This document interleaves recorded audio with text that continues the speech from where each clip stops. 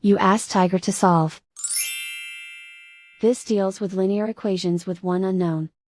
The final result is z equals 9. Let's solve it step by step. Group all constants on the right side of the equation. Add 2 to both sides. Simplify the arithmetic.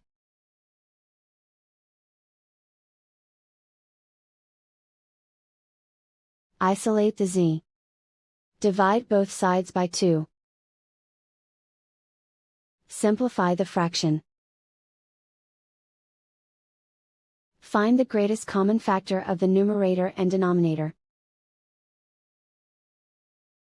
Factor out and cancel the greatest common factor.